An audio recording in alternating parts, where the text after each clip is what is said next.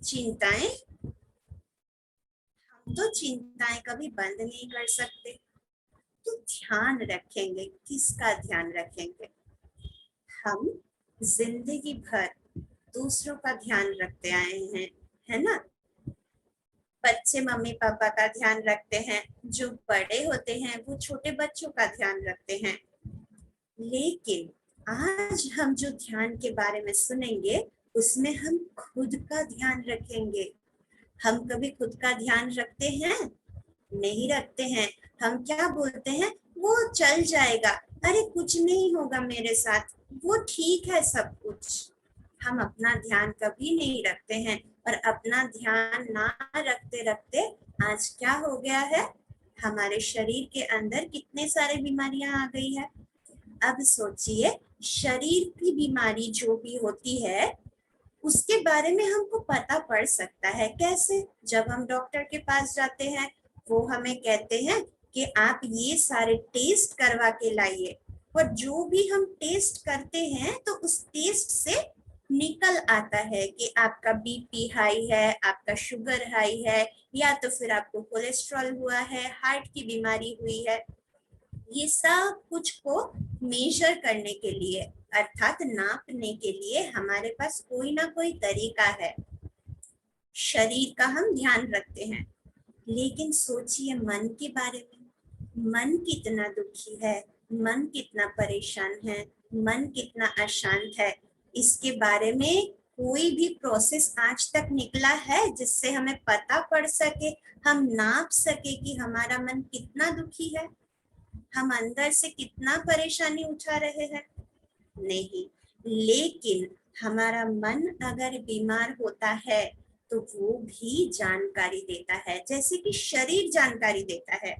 कहते हैं ना, जब बुखार होता है, मान लो आपको कोई अंडरलाइन बीमारी है, मतलब कोई दूसरी बीमारी का वो एक इंडिकेशन है कि आपको बुखार हो रहा है।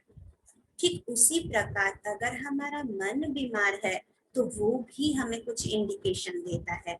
कैसे?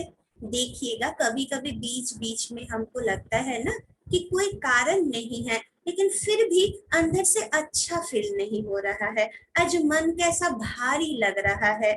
कभी कभी लगता है कि सब कुछ छोड़ छाड़ के ना कहीं पर चले जाए, थोड़ा सा शांति अगर मिल जाती तो अच्छा होता। ये जो कुछ भी हो रहा है ना, ये मन का इंडिकेशन है कि आपका मन अच्छा नहीं है, वो स्वस्थ नहीं है। लेकिन हम क्या करते हैं, उसको नजरअंदाज कर देते हैं। कैसे नजरअंदाज करते हैं? हम कहते हैं चलो कुछ दिन के लिए कहीं से घूम के आते हैं, चलो कुछ दिन के लिए लोगों के घर में जाते हैं, उनसे मिलते हैं, या फिर टीवी देखते हैं, या फिर थोड़ा सा फेसबुक, थोड़ा सा व्हाट्सएप, थोड़ा सा न्यूज़पेपर देख लेते हैं। मन को हम भटकाते हैं। मान लीजिए आज हमें दांत में बहुत दर्द है, लेकिन उस समय अगर मैं कहूँ कि डॉक्टर के पास जाने की कोई जरूरत नहीं है, चलो ना 2 मिनट टीवी देख लेते हैं, तो क्या करते हैं हम, हमारा मन को हम भटका देते हैं, दूसरी तरफ मन को कर देते हैं। लेकिन क्या बीमारी उससे मेरा ठीक हुआ? जब टीवी बंद हो जाएगा फिर से दांत में दर्द होगा, तो उससे अच्छा क्या मैं पहले पहले ही डॉक्टर के पास जाऊं, दवाई खा लूं, तो मेरा दांत दर्द ठीक हो जाएगा। तो मन के दर्द के लिए डॉक्टर के पास जाना चाहिए। लेकिन हम क्या सोचते हैं, मन का डॉक्टर, बाप रे, हम क्या पागल है जो मन के डॉक्टर के पास जाएंगे? लेकिन मन के डॉक्टर के पास जाने के लिए पागलपन की जरूरत नहीं है। हमारा मन जब दुखी है, अशांत है, परेशान है, तभी हम डॉक्टर के पास जा सकते हैं। लेकिन ये डॉक्टर कौन है पता है? बाहर का कोई डॉक्टर नहीं है। मैं अपने मन का खुद ही डॉक्टर बन सकता हूँ। कैसे बनूंगी मैं अपनी मन की डॉक्टर? उसके लिए ही हम राजयोग मेडिटेशन सीखते हैं। मेडिटेशन ये भी एक दवाई है शरीर के लिए। जैसे मेडिकेशन मतलब दवाई लेते हैं, तो मन के लिए भी दवाई चाहिए। शरीर को जैसे खाना खिलाते हैं, मन को भी खाना खिलाना होता है। अब मन का खाना कौन है, क्या है मन का खाना? हम जो भी सोच विचार करते हैं मन में, उसको ही कहा जाता है हमारा मन का भोजन, दिमाग का भोजन।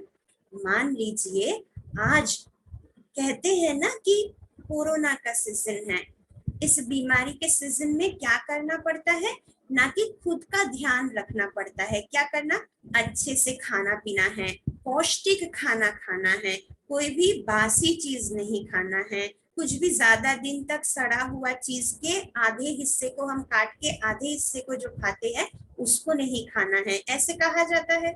फिर कहते हैं क्या करना है, हाथ बार बार धोना है, सैनिटाइज करना है। फिर क्या कहते हैं, मास्क लगाना है मुंह पे। तो ये सब शरीर के लिए है, शरीर की इम्यूनिटी पावर बढ़ाने के लिए। क्यों, जब शरीर अंदर से तंदुरुस्त होगा तो बाहर से आई हुई बीमारी से लड़ना आसान हो जाता है। तो ठीक उसी प्रकार अगर मन की इम्यूनिटी सिस्टम को बढ़ाना है, तभी ना मन बाहर से आया हुआ कोई भी प्रॉब्लम, परेशानी, चिंता, डर इससे जूझ सकता है। तो उसके लिए कैसे इम्यूनिटी सिस्टम को हम बढ़ाएंगे, मन की इम्यूनिटी सिस्टम। यहाँ पे भी सेम चीज है, सड़ा हुआ बासी खाना नहीं खाना है। अब बासी खाना मतलब जो बहुत दिनों तक रखा हुआ है। अब मन का भोजन है हमारी चिंता। अब मान लीजिए किसी के साथ मेरा थोड़ा अनबन हो गया, मेरी बहन के साथ या मेरे भाई के साथ मेरा झगड़ा हो गया, तो उस सोच को मैंने अपने दिमाग में रख दिया। एक हफ्ता हो गया मैं उससे बात नहीं कर रही हूँ, क्यों, उसने मुझे चिढ़ाया था। तो ये जो एक हफ्ता मैंने वो सोच को रख दिया, इसका मतलब मन को मैंने बासी खाना खिलाया। कभी कभार हम 10 साल 20 साल पुराने बात भी मन में रख देते हैं, तो सड़ा हुआ खाना खिलाए, मन का इम्यूनिटी सिस्टम बढ़ेगा नहीं ना। फिर बार बार हाथ धोना, अब मन को भी धोना पड़ेगा। धोने का मतलब क्या है, देखना पड़ेगा कि मन में जो भी विचार चल रहे हैं वो साफ और सुथरा विचार है। साफ सुथरा यानी शुद्ध विचार है या कोई गलत विचार चल रहा है। मान लीजिए ईर्ष्या का विचार, घृणा का विचार, नफरत का विचार, ये सारा शुद्ध विचार नहीं है, अशुद्ध विचार है। तो ये भी मन की इम्यूनिटी को बढ़ने नहीं देगा। तो इसको भी धोना पड़ रहा है, मतलब देखना पड़ रहा है कि मैं शुद्ध विचार कर रही हूँ। फिर मास्क लगाने की जरूरत है। मास्क का मतलब क्या है, फिल्ट्रेशन। आप फिल्टर लगा रहे हो ताकि बाहर की कोई चीज अंदर ना आए। तो मन में भी फिल्टर लगाना कि कौन सा विचार मैं अपने अंदर लाऊंगी। क्योंकि देखिए आज हमारे पास ना साधन बहुत ज्यादा है। जब भी मोबाइल खोलते हैं, टीवी खोलते हैं, न्यूज़पेपर खोलते हैं, हमारे पास बहुत सारी इंफॉर्मेशन आ जाती है। लेकिन उसमें ज्यादातर इंफॉर्मेशन कैसी होती है, अच्छी होती है इंफॉर्मेशन? नहीं ना, ज्यादातर गलत इंफॉर्मेशन यानी नेगेटिव इंफॉर्मेशन होता है, जो डर का होता है, तनाव का होता है, दुखी करने वाला होता है। तो हम क्या करते हैं, उसको बिना फिल्टर किए ही अपने अंदर डालते रहते हैं। तो मन का इम्यूनिटी सिस्टम बढ़ेगा नहीं, बढ़ेगा ना। तो इसलिए हमको प्रैक्टिस करना है। तो हम कभी कभार क्या सोचते हैं कि ये जो हम ध्यान करेंगे इसके लिए तो कोई खास उम्र की जरूरत है, अभी तो हम बच्चे हैं, अभी ये सब सीख के क्या फायदा है, जब बुजुर्ग होंगे, जब हम रिटायर करेंगे तब ना हम ये सब सुनेंगे। लेकिन अगर हम देखते हैं गाड़ी में ना दो तरह की चक्का होता है, व्हील, एक व्हील होता है स्पेयर व्हील, मतलब जब जरूरत पड़ती है तो पीछे पड़ा हुआ एक टायर रहता है, उसको हम लगा देते हैं। और दूसरा व्हील क्या होता है, वो होता है स्टीयरिंग व्हील, जिससे हम गाड़ी को सही दिशा में चलाते हैं। तो ये जो हमारे लाइफ का मेडिटेशन है ना, इसको हम समझते हैं स्पेयर व्हील। मतलब जब जरूरत पड़ेगा तब करेंगे, जब हमारे पास बहुत बड़ा कोई भयंकर सा प्रॉब्लम आया है हमारी जिंदगी में, तब हम मेडिटेशन करेंगे, या तो हम बुजुर्ग हो गए तब हम मेडिटेशन करेंगे। लेकिन मेडिटेशन स्पेयरिंग व्हील नहीं है, क्योंकि अगर मेडिटेशन को हम यूज करते हैं रोज की जिंदगी में, तभी हम अपने जिंदगी को एक सही दिशा दे पाएंगे। जिस तरह से स्टीयरिंग गाड़ी को सही दिशा देती है। तो जैसे आज के जमाने में हम कहते हैं ना कि ये न्यू एज है, न्यू बिगिनिंग है, इसीलिए हम अपने जिंदगी में ये जो कुछ भी हम बीमारी से बचने के लिए कर रहे हैं, हाथ धोना या फिर अपना खुद का ध्यान रखना, ये तो पहले नहीं था। हमारा काम भी तो बढ़ गया है ना, लेकिन काम बढ़ने से भी हम सोचते हैं कि इससे हमें फायदा है, इसलिए उसको हमने रूटीन बना लिया है, रोज हम ये सब नियम पालन करते हैं। तो इसीलिए परमात्मा भी कह रहे हैं कि मेडिटेशन को भी अपने जीवन का हिस्सा बना लो, तो हम हर प्रॉब्लम से आसानी से बच जाएंगे। तो एक बार क्या होता है, जापान में एक मॉन्क होते हैं, मतलब जो सन्यासी होते हैं, तो वो सदगुरु, मतलब वो गुरु, उनके लिए एक सत्संग का आयोजन किया गया है। तो वो गुरु भी बैठा हुआ है, उसके सामने उसके जो भी शिष्य है वो भी बैठे हुए हैं। लेकिन जापान हम तो जानते हैं, वहां पे अचानक से भूकंप आ गया है, और भूकंप आने से सभी हलचल में बाहर दौड़ने लगे, क्योंकि उनको सिखाया ही जाता है बचपन से कि आप बाहर की तरफ दौड़ो। तो वो बाहर चले गए, लेकिन जो गुरु थे ना, मॉन्क, वो वहीं पे बैठे रहे। तो जो आयोजक थे, उनको थोड़ा सा लगा दिल में कि गुरुजी यहाँ पे बैठे हैं और मैं बाहर भाग जाऊं, उससे अच्छा मैं भी उनके पास बैठ जाता हूँ। तो वो बैठ गया वहां पे। तो आखिर में जब पूरा सब कुछ शांत हो गया, तो वो व्यक्ति अपने गुरु से पूछता है, गुरुजी सभी जब बाहर की तरफ भाग रहे थे, आप क्यों यहाँ पे बैठे हुए थे? आपको भी तो भागना चाहिए था। तो गुरुजी बोले बहुत अच्छे से कि देखो, प्रॉब्लम से बचने के लिए जब सभी बाहर की तरफ भाग रहे थे, मैं अंदर की तरफ भाग रही थी, क्योंकि प्रॉब्लम का सॉल्यूशन बाहर नहीं मिलता, अपने अंदर मिलता है। तो प्रॉब्लम के समय बाहर ना भाग के हमें अपने अंदर की तरफ भागना चाहिए। और मेडिटेशन हमें यही सिखाता है कि हम अंदर कैसे झांके, कैसे अपने अंदर को पहचाने। तो ये सब कुछ जानने से पहले हम छोटे रूप में थोड़ा संक्षेप में जान लेते हैं हमारी जो ये संस्था उसके बारे में। तो हमारी संस्था का पूरा नाम है प्रजापिता ब्रह्मा कुमारी ईश्वरीय विश्वविद्यालय, शॉर्ट में इसको कहा जाता है ब्रह्मा कुमारी। ये पूरे विश्व में 140 देशों में हमारा 4000 से भी ज्यादा ब्रांचेस है और 30,000 के करीब पाठशालाएं हैं। 1936 सिंध हैदराबाद, जो अभी फिलहाल पाकिस्तान के कराची के अंदर आता है, वहां पे ये संस्था की शुरुआत हुई थी। और ये संस्था जब शुरू हुई थी तो वहां पे सभी ओम ध्वनि का उच्चारण करते थे, इसीलिए इस संस्था का नाम पहले पहले रखा गया ओम मंडली। ये एक ग्लोबल ऑर्गेनाइजेशन है और हमारा जो लक्ष्य है वो यही है कि इस दुनिया को वैल्यू बेस्ड सोसाइटी बनाना। देखिए, हम आज बच्चों को सिखाते हैं बेटा झूठ बोलना सही नहीं है, लेकिन फिर हम फोन उठा के किसी और से कहते हैं, अरे मैं पहुंच ही गया हूँ, 2 मिनट रुको, मैं तुम्हारे घर के सामने ही हूँ। घर में बैठ के ही मैं उनको ये बोल रहा हूँ। इसका मतलब मैंने बच्चों को क्या सिखाया, बेटा पढ़ने के लिए, सुनने के लिए, दूसरों को ज्ञान देने के लिए कहना सही है, गलत मत बोलो, झूठ मत बोलो, लेकिन अपने जीवन में उसको अप्लाई मत करना। यही सिखाए ना हम बच्चों को। इसीलिए कहा जाता है आज के समाज में कोई वैल्यू नहीं है, कोई एक दूसरे को सम्मान नहीं करता है, कोई किसी का मूल्य नहीं जानता है। क्यों नहीं जानता है? क्योंकि आज ये सारा सारा शब्द ना किताबी पन्नों में रह गया है, पन्नों से निकलकर वो अपने जिंदगी में नहीं उतरता, और पन्ने कुछ दिन बाद हम बंद करके रख देते हैं। तो हमारा यही लक्ष्य है, क्योंकि देखिए कोई भी विद्यालय या विश्वविद्यालय का यही एम होता है, चरित्र निर्माण, किसी का भी चरित्र का निर्माण करना। तो ये भी स्पिरिचुअल यूनिवर्सिटी है, तो भगवान के दिए गए आदेश अनुसार अपने चरित्र का निर्माण करना, फिर से यही हमारा लक्ष्य है। जो भी हम छोड़ चुके हैं, जो भी वैल्यूज को हम छोड़ चुके हैं, उसको फिर से अपने जीवन में धारण करना। तो ये इसीलिए ऐसी संस्था है जहाँ पे धर्म के बारे में नहीं कहा जाता है, लेकिन ईश्वर के बारे में कहा जाता है। आध्यात्मिक लेकिन धार्मिक संस्था नहीं।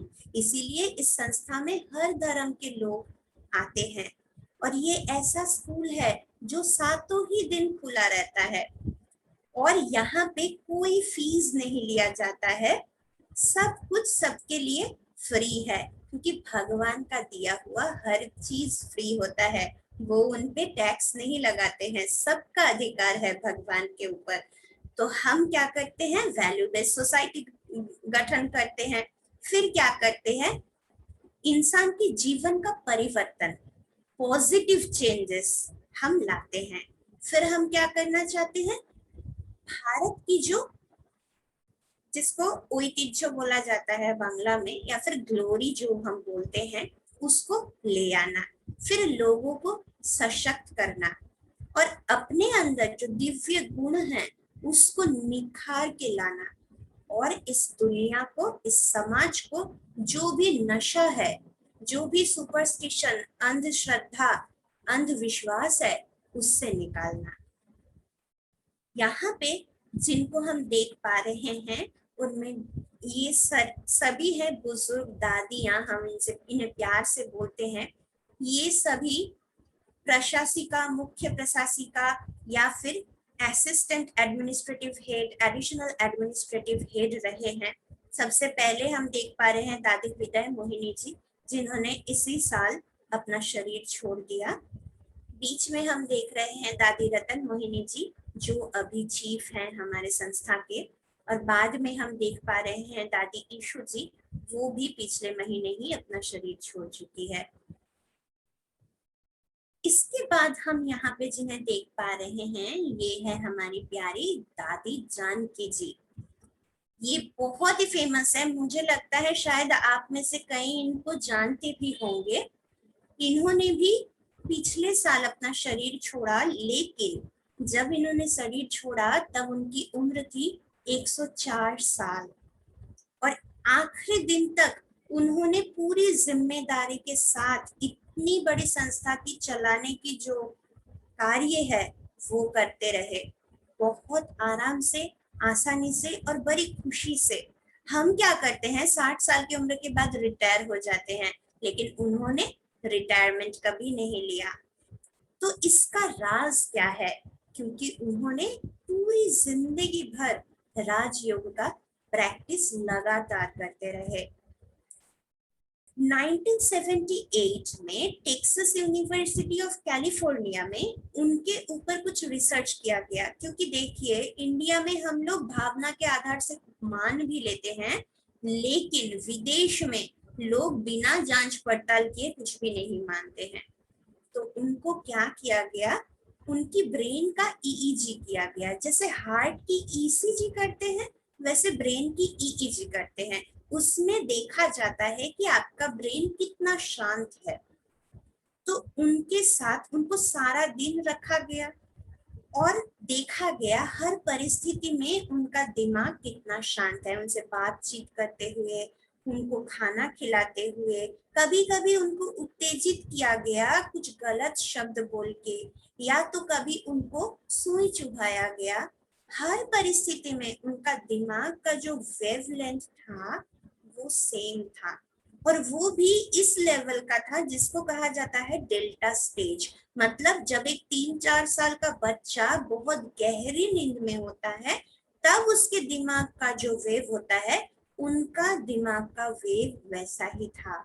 इसीलिए उनको अवार्ड दिया गया the most stable minded woman in the world, या a woman of perfect rhythm, या delta woman of the world. Dadi Janki जी पूरी विश्व में जो 10 जन विजडम कीपर है, उनमें से एक रही। उनको और भी काफी सारे अवार्ड्स तो मिले ही थे। अभी हमारी संस्था में 21 विंग्स है। ये विंग्स किस लिए बनाया गया, पूरे समाज के हर वर्ग, हर क्षेत्र में जो स्पिरिचुअलिटी अभी खत्म हो चुकी है ऑलमोस्ट, उन सभी सेक्टर्स में स्पिरिचुअलिटी को फिर से एम्बेड करने के लिए ये हमारी प्रयास है। जैसे आप देख पा रहे हैं, medical wing, political wing, religious, rural, security wing, women wing, youth wing, ऐसे कई सारे विंग हमारे हैं। Art and culture wing, scientist के लिए भी एक विंग है। तो ये हमारा तो ऐसे आध्यात्म से जुड़े हुए कुछ सेवाएं हैं।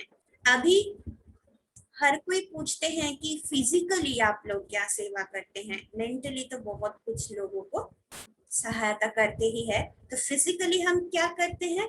स्कूल कॉलेज में जाके बच्चों को नैतिक शिक्षाएं देते हैं।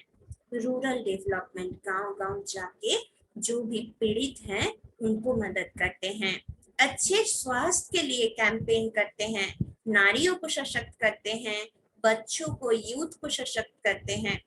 कहीं पे भी अगर कोई डिजास्टर होता है तो वहां पे जाके हम लोग रिलीफ देते हैं। फिर बच्चों के लिए जो भी स्पेशल यानी दिव्यांग, यानी जिनको शारीरिक कोई कमजोरी है, उनको मदद करते हैं। तो ऐसे हम लोग सेवाएं देते रहते हैं। यहाँ पे आप लोग 2 टीवी चैनल देख पा रहे हैं। ये 2 टीवी चैनल हमारा सोल चैनल है, यानी ये एकदम कोई यहाँ पे एडवर्टाइजमेंट नहीं दिया जाता है, पूरी ही स्पिरिचुअलिटी के ऊपर डेडिकेटेड है। आध्यात्मिक चीजें ही यहाँ पे दिखाए जाते हैं। कौन से कनेक्शन में, कौन से नंबर पर ये चैनल आता है वो भी यहाँ पे आप देख पा रहे हैं। अगर आप अभी नोट नहीं करते हैं तो बाद में अपना नंबर अगर आप व्हाट्सएप में दिए हैं तो वहां पे हम भेज देंगे आपको। तो अभी हमारा जो मेन आज का टॉपिक है, जो हम यहाँ पे जानने के लिए आए हैं, वो है योग, यानी योगा। तो ये योग क्या चीज है? देखिए, दुनिया में अगर हम विस्तार से देखें तो 21 से 22 प्रकार का योग होता है। तो उसका वाइड वेरिएशंस है योग का। उसमें से खास कुछ योग के बारे में हम देखेंगे, जैसे कि ब्रीदिंग टेक्निक, जहाँ पे बोला जाता है ध्यान को एकाग्र करो और अपने श्वास पर ध्यान दो, इनहेल और एक्सेल, इसमें आप ध्यान दो। तो इसको ब्रीदिंग टेक्निक कहते हैं। दूसरा होता है एक्सरसाइज, यानी जिसको हम हठ योगा भी कहते हैं, बॉडी के ऊपर हम ध्यान देते हैं। तीसरा होता है प्राणायाम, यहाँ पे भी कुछ तरीके से हम सांसों पर ही अपना ध्यान लगाते हैं। और चौथा है थॉटलेस। अब हमने तो जाना ही है कि थॉटलेस होना पॉसिबल नहीं है। हम थॉट को कम कर सकते हैं, मिनिमम एक सोच में ला सकते हैं, लेकिन थॉटलेस कभी नहीं हो सकते हैं थॉटलेस जब ये शरीर छोड़कर हम चले जाते हैं।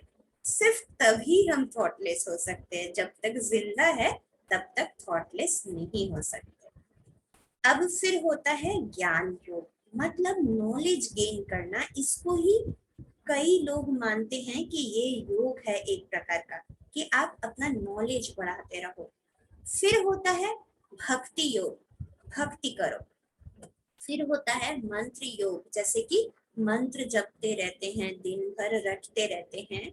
अब सोचने की बात है, जब कोई मंत्र जाप करते हैं या फिर रटते हैं, उसका मूल लक्ष्य क्या होना चाहिए? किस लिए हम ध्यान लगाते हैं? ताकि हमारा मन एकाग्र हो, भगवान से हम जुड़ पाए, थोड़ा सा शांति का हम अनुभव कर सके। लेकिन पहले पहले जब हम मंत्र का उच्चारण करते हैं तो उस उच्चारण पर ध्यान देते हैं, तो ध्यान हमारा भगवान की तरफ गया या उच्चारण को स्पष्ट करने में गया? अब जब उच्चारण स्पष्ट मेरा हो गया तो उसे रटने में हमारा टाइम जाता है। फिर एक समय ऐसा आता है कि इतना अच्छा मुझे प्रैक्टिस हो जाता है कि मैं रटते रटते भी दिमाग मेरा कहाँ रहता है? अभी दरवाजे पे कौन आके खड़ा है, किसने उधर से बुलाया है, ये कौन जा रहा है सामने से, ये सब जो भी हमारे संसार का कारोबार है, ध्यान उसमें है। लेकिन जप रहे हैं हम मंत्रों का जाप, तो उसका जो लक्ष्य था वो लक्ष्य तो पूरा नहीं हुआ। लक्ष्य बहुत अच्छा था मंत्र जाप करने का, लेकिन वो लक्ष्य पूरा ही नहीं हुआ। इसके बाद आता है कर्म योग। हम समझते हैं कि कर्म करते रहो, जिंदगी भर कर्म करते रहो, तो यही हो गया योग। लेकिन परमात्मा अलग कहते हैं। वो कहते हैं कर्म करते हुए अगर आप मेरे से जुड़े हुए रहते हो, यानी आपके ध्यान में, आपके मन में मैं बसता हूँ, तब उसको कर्म योग कहा जाएगा। यानी आप मेरे से योग युक्त होके कर्म कर रहे हो, लेकिन हम समझते हैं सिर्फ कर्म करो। तो आज हम लोग जिस योग के बारे में बात करेंगे, ये इन सब से थोड़ा अलग राजयोग है, जिनके बारे में स्वामी जी ने भी अपने किताब में कहा है राजयोग, यानी हर योग का राजा, या तो फिर राजा बनने का योग। तो ये राजयोग के बारे में तो हम जानेंगे धीरे धीरे, क्योंकि इसी के लिए तो हम ये सेशन कर रहे हैं। इसके लिए ही हम अगले कुछ दिनों तक ये सेशन अटेंड करेंगे। धीरे धीरे हम अनफोल्ड करेंगे हर राज को, क्योंकि इसमें लिखा हुआ है ना राजयोग। तो राज मतलब हो गया आपका सीक्रेट। वही सारे सीक्रेट हम धीरे धीरे अनफोल्ड करेंगे। अब यहाँ पे जो हम चित्र देख पा रहे हैं, इसको कहा जाता है अष्टांग योग। महर्षि पतंजलि ने इस योग के बारे में कहा था। यहाँ पे दिखाया जाता है 8 शाखा, एक ही पेड़ की 8 शाखाएं दिखाई जाती है। उस शाखा के हर एक ब्रांच क्या है? एक है यम, दूसरा है नियम, फिर है आसन, फिर है प्राणायाम, फिर है प्रत्याहार, धारणा, ध्यान, समाधि। अब ये एक एक भाग है, सेगमेंट है। अगर हम बाएं तरफ यम, नियम, आसन और प्राणायाम के बारे में देखते हैं, तो वो अपने शरीर के ऊपर ध्यान देते हैं। शरीर ही मुख्य है यहाँ पे। और मन के लिए क्या करते हैं हम? प्रत्याहार, धारणा, ध्यान एंड समाधि। ये 4 होता है मन के लिए। लेकिन हमारा शरीर एक ऐसा चीज है, कहा ही जाता है ह्यूमन बीइंग, इंसान मन और शरीर दोनों का बैलेंस, दोनों को मिला के है। हम सिर्फ शरीर का ध्यान देते हैं, मन का बैलेंस डिसबैलेंस हो जाता है। सिर्फ मन का ध्यान देते हैं, शरीर डिसबैलेंस हो जाता है। दोनों का बैलेंस बनाए रखना, यही होता है राजयोग मेडिटेशन। और ये आसान है। सोचिए, ये 8 स्टेप करके शरीर और मन का बैलेंस बनाना इजी है, या फिर सिर्फ राजयोग करेंगे शरीर और मन दोनों का ही बैलेंस बन जाएगा? तो 8 नियम में ना जाके हम आसानी से एक नियम फॉलो करके ही आराम से ये सब कुछ पा सकते हैं। इसीलिए राजयोगा को बोला जाता है सहज योग, यानी इजी, आसान। अभी देखिए, यहाँ पे कुछ लिखा हुआ दिख रहा है, लेकिन क्या हम इसको पढ़ पा रहे हैं? हम नहीं पढ़ पा रहे हैं। लेकिन इनमें जो भी अक्षर लिखा हुआ है, उन अक्षरों को तो हम पहचानते हैं, लेटर्स को हम जानते हैं, पहचानते हैं, लेकिन उसका कोई मतलब हम नहीं निकाल पा रहे हैं या पढ़ नहीं पा रहे हैं।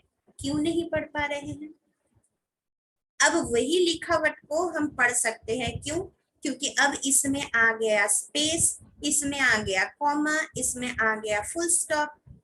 एक ही सारा लिखावट था, लेकिन सिर्फ स्पेस और ये सब देने के वजह से पूरा इसका एक मतलब निकल के आता है।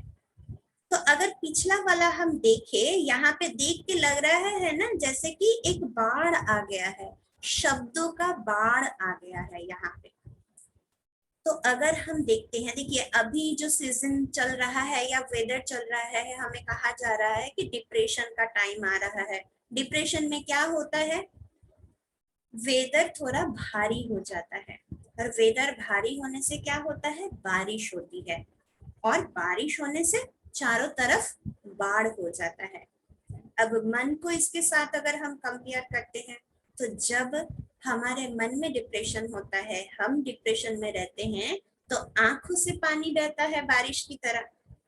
और बाढ़ होने से क्या होता है, बाढ़ होने से ये होता है कि आसपास के जितने भी गांव होते हैं वो सब बह जाता है, लोगों का जीवन खराब हो जाता है। तो ठीक उसी प्रकार जब मैं डिप्रेशन में रहती हूँ तो मेरा भी नुकसान होता है और मेरे साथ जो रहते हैं उनका भी नुकसान होता है। अब सोचिए कि बाढ़ से बचने के लिए हम क्या करते हैं ना, हम बांध लगाते हैं, बैरियर लगाते हैं। तो उससे क्या होता है, जो भी ओवरफ्लो जो पानी है उसको हम आराम से रोक देते हैं।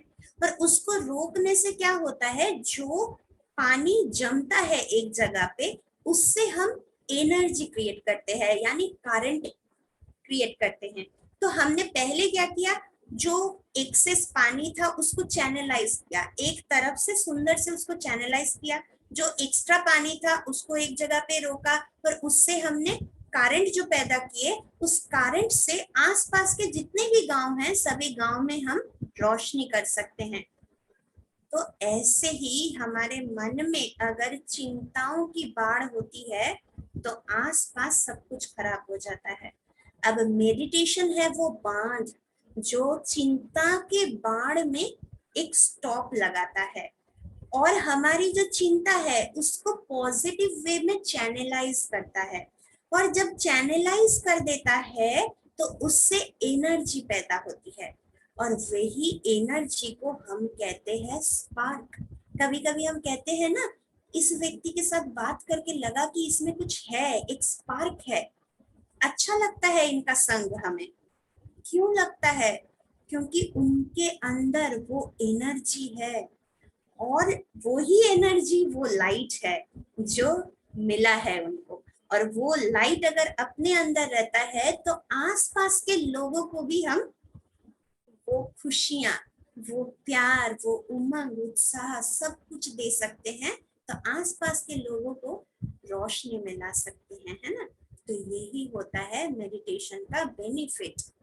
आज इसीलिए हम मेडिटेशन के बेनिफिट के बारे में जान रहे हैं। तो मेडिटेशन और एक चीज करता है, क्या करता है, क्लियर थिंकिंग। क्योंकि देखिए जब बहुत सब कुछ हमारे दिमाग में चलता है, सिंपल सा एक एग्जांपल ले सकते हैं हम, जैसे कि कंप्यूटर हो गया या फिर हमारा मोबाइल हो गया, जब उसमें बहुत सारी एप्लीकेशन एक साथ खुला हुआ रहता है तो वो हैंग हो जाता है ना, कोई भी काम सही से नहीं कर पाता है।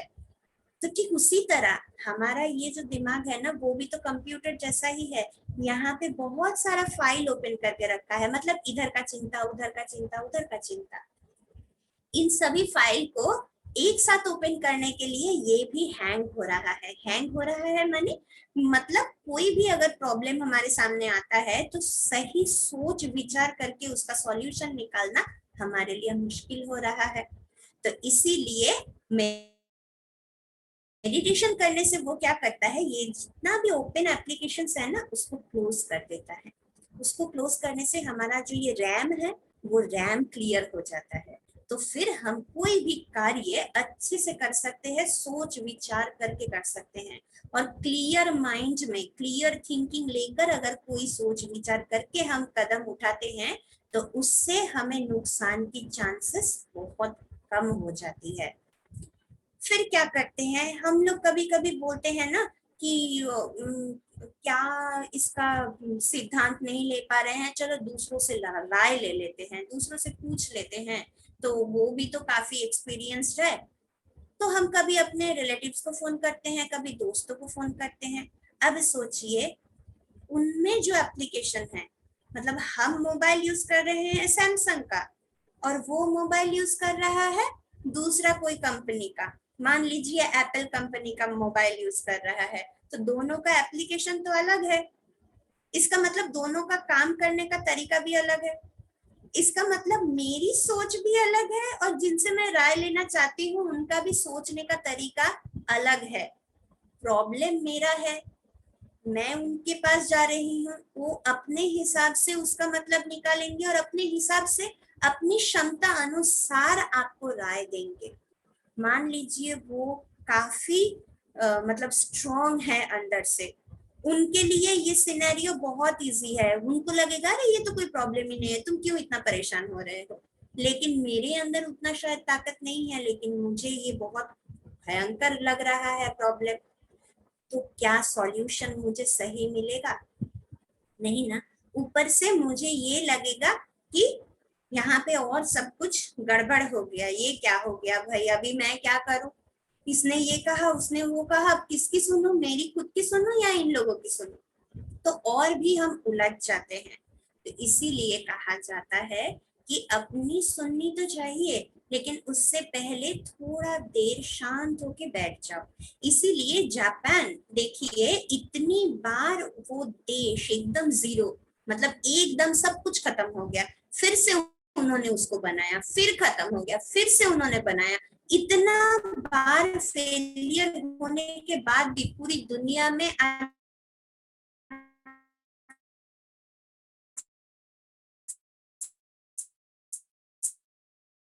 सबसे ज्यादा टेक्निकली साउंड एक देश है, एक राष्ट्र है। वो कोई क्लास करता है, उस क्लास के बाद अगले क्लास में जाने से पहले उनको मेडिटेशन कराया जाता है, ताकि जो भी उन्होंने पढ़ा उसको उन्होंने धारण किया और यहाँ पे रैम से उसको निकाल के हार्ड डिस्क में, मतलब अंदर ट्रांसफर कर दिया।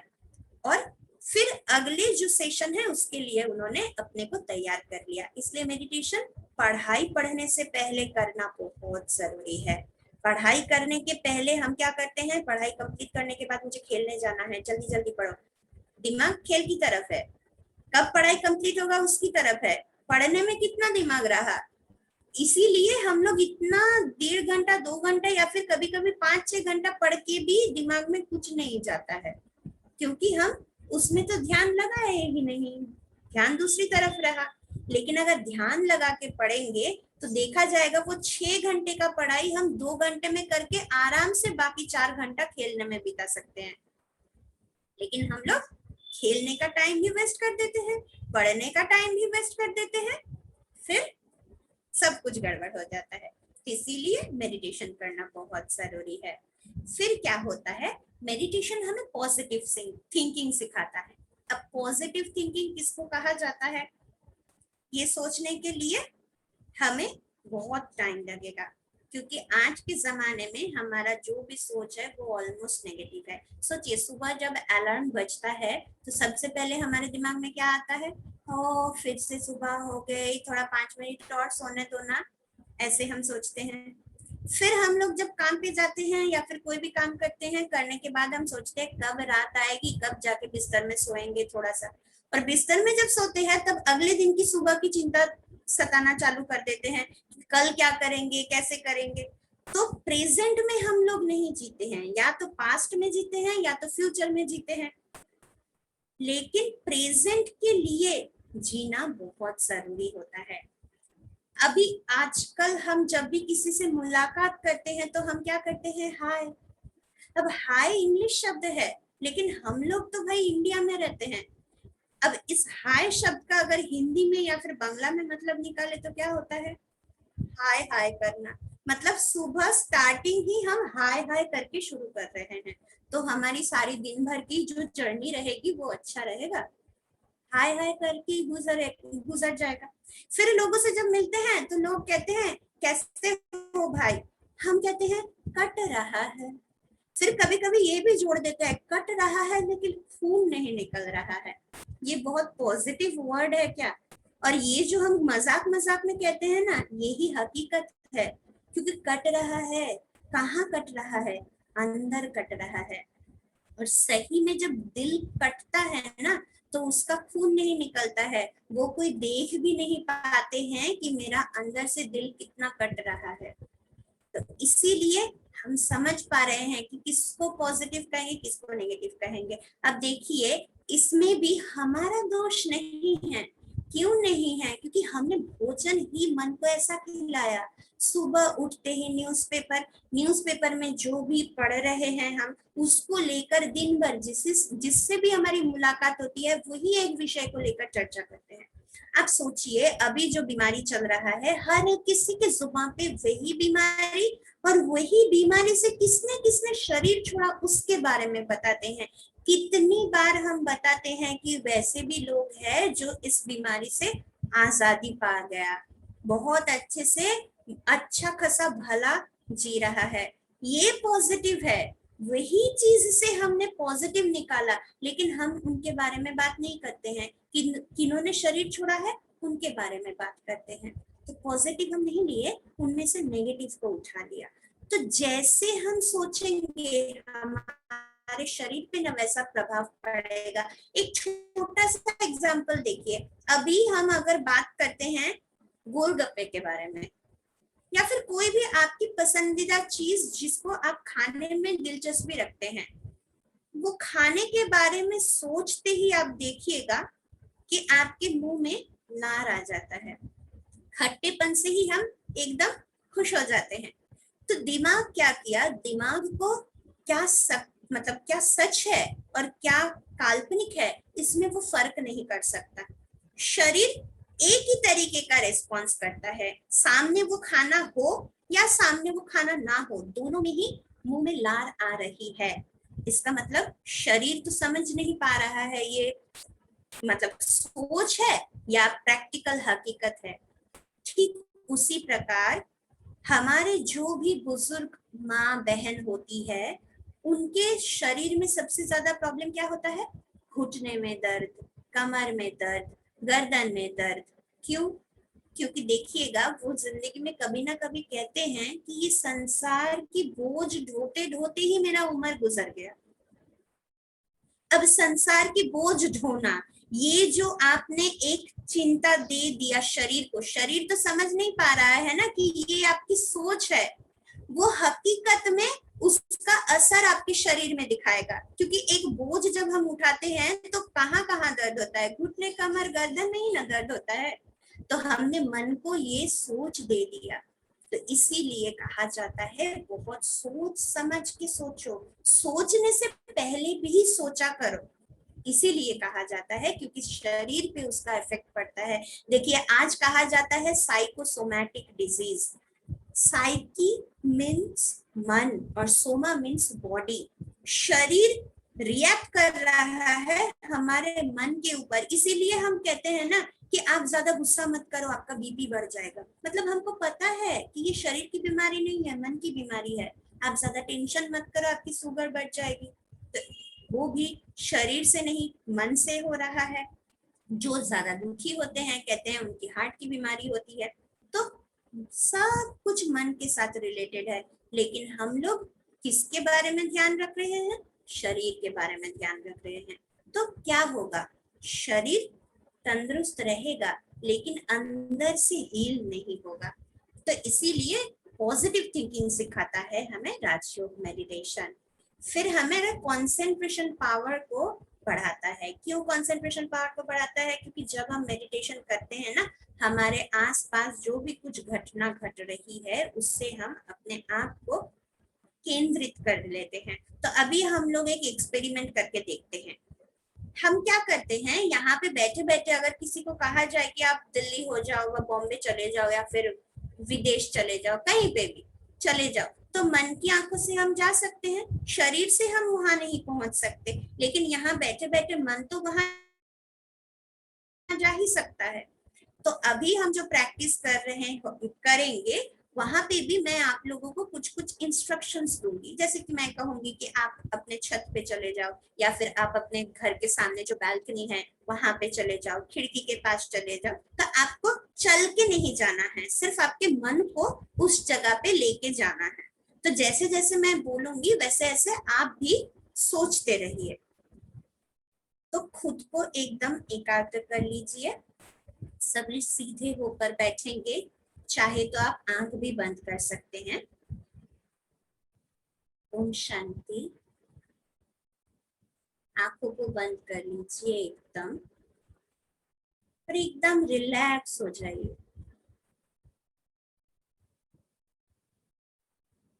और मन की आंखों से देखने की कोशिश कीजिए कि आप जिस कमरे में बैठे हुए हैं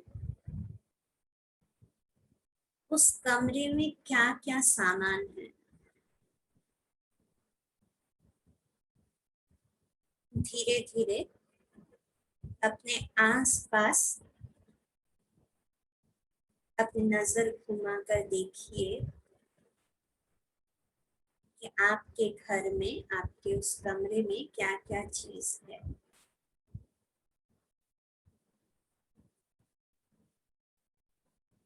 ज्यादा कुछ देखने की जरूरत नहीं, एक दो चीज ही हम देख सकते हैं। अभी धीरे धीरे हम चलते हैं अपनी खिड़की की ओर।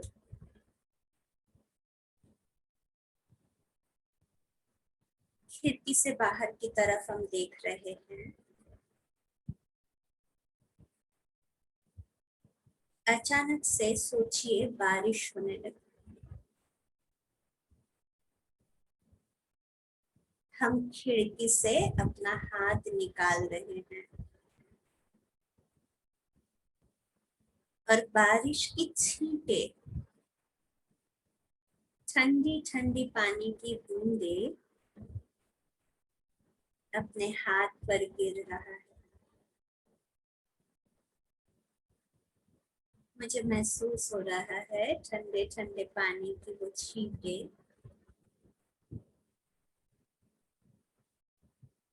बहुत मजा आ रहा है। एक लंबा सा सांस लीजिए और अनुभव करने की कोशिश कीजिए कि मिट्टी जो भीग गया है, गीली मिट्टी की खुशबू, बहुत सुंदर सी गीली मिट्टी की खुशबू, उसका आनंद ले रही हूँ मैं। धीरे धीरे मैं वापस आती हूँ और किचन की तरफ जाती हूँ।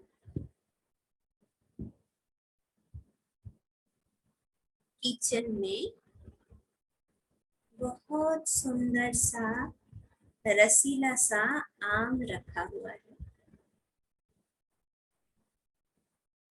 मैंने अपने हाथों से एक आम उठा लिया। उसकी महक को अपने नाकों से अपने अंदर लिया। फिर धीरे धीरे उस आम को काट के हमने थोड़ा सा खाया। बहुत मीठा मीठा, रसीला, ठंडा ठंडा आम, कितनी टेस्टी है। फिर मैंने हाथ धो के जहाँ पे मैं बैठी हुई थी वहीं पे वापस आ जाती। शांति। अभी अपने आंखें खोल सकते हैं।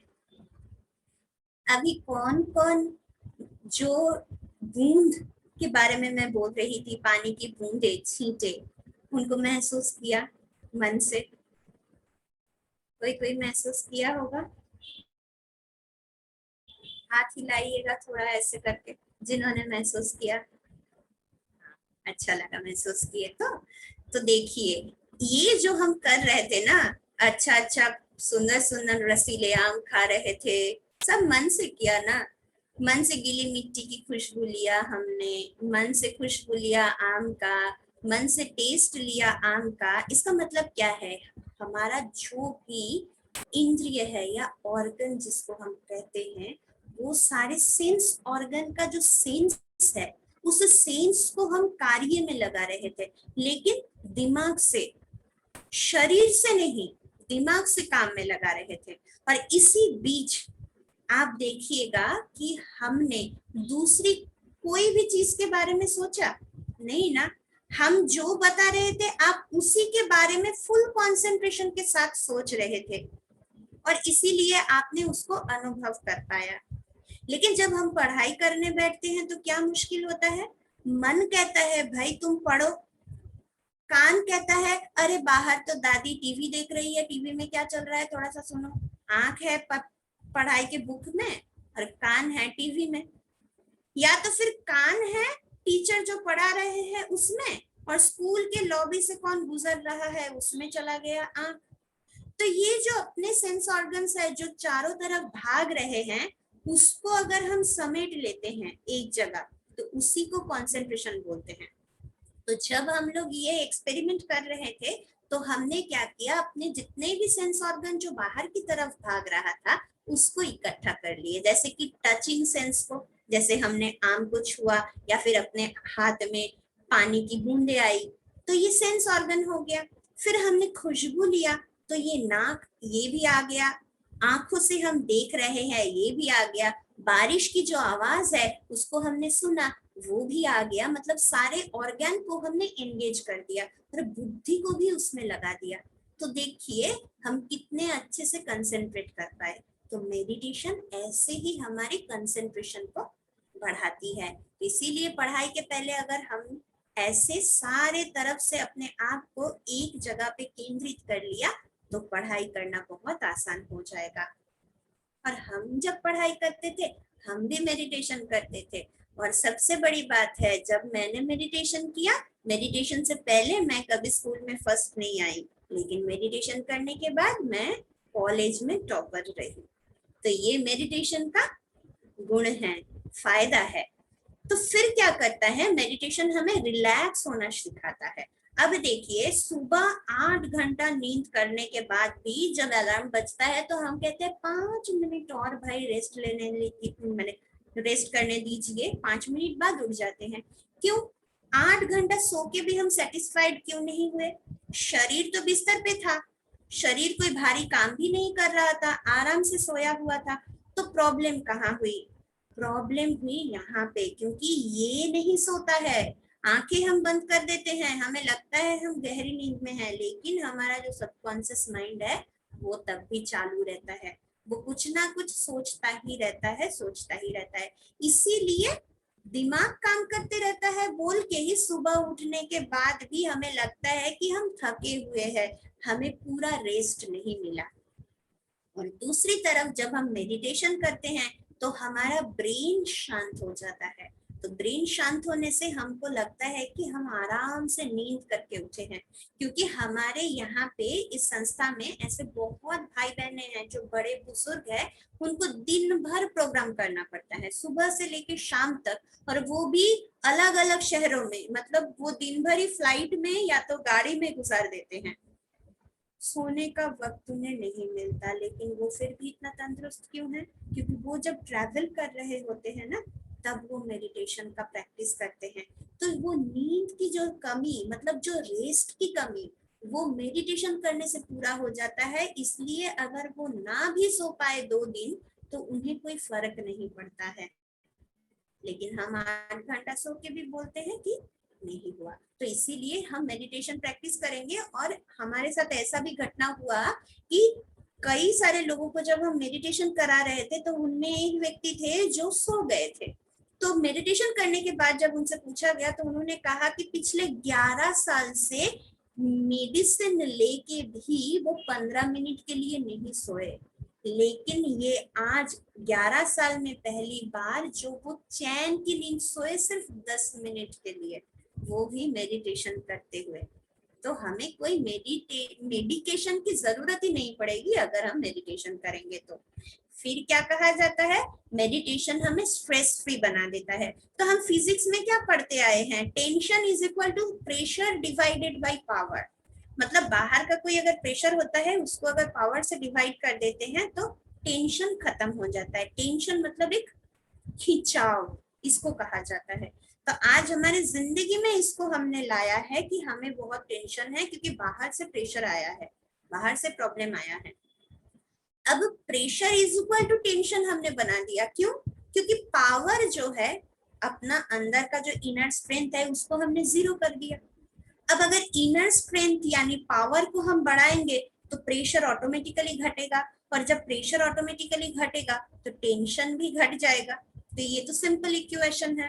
तो इसी इक्वेशन को अगर हम फॉलो करते हैं और अपने अंदर की शक्ति को अगर हम बढ़ाते हैं तो हम स्ट्रेस फ्री हो सकते हैं और कोई भी परिस्थिति में, कोई भी परेशानी के समय में भी हम अच्छे से काम कर सकते हैं।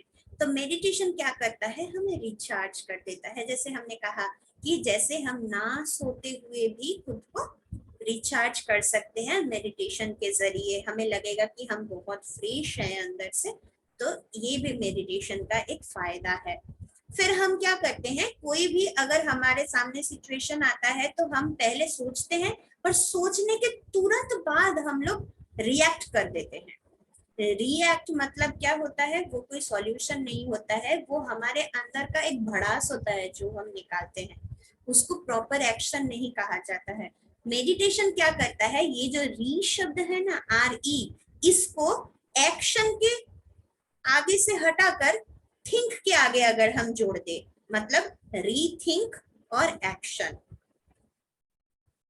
जैसे कि यहाँ पे देखिए, पहले क्या था, थिंक फिर रिएक्ट, अब RE को हटा के हमने रीथिंक कर दिया और एक्ट। यानी जो हम बता रहे थे, कोई भी कार्य करने से पहले अगर हम 2 बार सोच के करें, अगर मेडिटेशन करके अपने मन को शांत कर लेते हैं, तो उसके बाद जो हम कार्य करेंगे उसको एक्ट कहा जाता है। यानी हम सोच विचार करके अपना सब कुछ फैसला ले सकते हैं। तो इसीलिए मेडिटेशन क्या करता है ना, अपना शरीर और अपना दिमाग दोनों का बैलेंस से एक पूरा ह्यूमन बीइंग, ह्यूमन यानी शरीर और बीइंग यानी जो मैं अंदर जो बैठा हुआ है, वो दोनों को मिला के होता है ह्यूमन बीइंग। 2 शब्द का अलग अलग मतलब है। तो ये ह्यूमन बीइंग माइंड और बॉडी का बैलेंस बनाता है राजयोग मेडिटेशन। फिर राजयोग जो हम बता रहे थे, किंग ऑफ ऑल योगा यानी सब योग का राजा। फिर होता है मास्टरी ऑफ सेल्फ यानी स्व का राजा। आज हम कहते हैं कि मैं ये बोलना नहीं चाहती थी लेकिन मैं बोल दिया, मैं बच्चे को मारना नहीं चाहती थी लेकिन मैंने मार दिया, मैं उसको डांटना नहीं चाहती थी, डांट दिया, मैं व्हाट्सएप फेसबुक जस्ट 5 मिनट के लिए देखना चाहती हूँ रात को सोने से पहले, लेकिन जब मैंने उसको बंद किया तब तक तो 1:30-2 बज गया। तो ये जो कुछ भी हम कर रहे हैं अपने इच्छा के खिलाफ अपने आप जो हुआ जा रहा है, इसको क्या कहेंगे, मेरा खुद का ही खुद पर कंट्रोल नहीं है, तो मैं दूसरों को क्या कंट्रोल करूंगी। कभी कभी हम चाहते हैं ना कि वो मेरा बात सुन के चले, वो मेरी माने, वो मेरी सुने, लेकिन इसका मतलब क्या, हम उनको कंट्रोल करना चाह रहे हैं, खुद ही आउट ऑफ कंट्रोल है, खुद ही खुद को कंट्रोल नहीं कर पा रहे हैं, दूसरों को क्या कंट्रोल करेंगे। तो मेडिटेशन हमको सिखाता है स्व पर राज करना, यानी खुद पर मास्टरी करना। फिर क्या होता है, राजयोग सिखाता है हमें कम्युनिकेट करना, क्योंकि राजयोग, योग शब्द को इंग्लिश में कहेंगे कम्युनिकेशन, और राज मतलब सीक्रेट, यानी communication, the secret of communication, कौन किसके साथ कम्युनिकेट करेगा इसके बारे में हम जानते हैं राजयोग मेडिटेशन में। और फिर होता है ये राजयोग थॉट प्रोसेस के ऊपर ज्यादा ध्यान देता है, यानी ध्यान करते करते खुद का ध्यान रखना, भगवान का ध्यान करते करते खुद का ध्यान रखना, तो इसको ही मेडिटेशन कहा जाता है। तो आज हमने जाना मेडिटेशन की बेनिफिट्स, मेडिटेशन से हमें क्या क्या फायदा होने वाला है। तो कल से हम जानेंगे कि ये जो कम्युनिकेशन कौन करेगा, तो उसके बारे में जानेंगे। मतलब यहाँ पे तो देखिए हम ध्यान किसका रख रहे हैं, खुद का ध्यान रख रहे हैं, तो खुद का ध्यान रखने से पहले खुद के बारे में तो जानना बहुत जरूरी है, लेकिन क्या हम खुद को जानते हैं, ये एक बहुत बड़ी सवाल है। तो आप भी जरूर सोच के आइएगा कल कि क्या सच में हम खुद को जानते हैं, खुद को पहचानते हैं, क्या चाहते हैं हम जिंदगी में और क्या कर रहे हैं, सही में जो चाहते थे वही कर रहे हैं या फिर जबरदस्ती कर रहे हैं। तो उसके बारे में कल हम बात करेंगे। और आज यहीं तक हम यहीं पे समाप्त करते हैं। सभी अच्छे रहिएगा, खुश रहिएगा, और अगर किसी को कुछ भी पूछना है तो आप पूछ सकते हैं। जिनको हिंदी समझने में प्रॉब्लम हुई है वो भी हमें बता सकते हैं, ताकि जिस जगह पे आपको समझने में दिक्कत हुई तो हम बांग्ला में भी उसको आपको समझा सकते हैं। तो हम कल फिर इस समय मिलेंगे। Om Shanti, good night.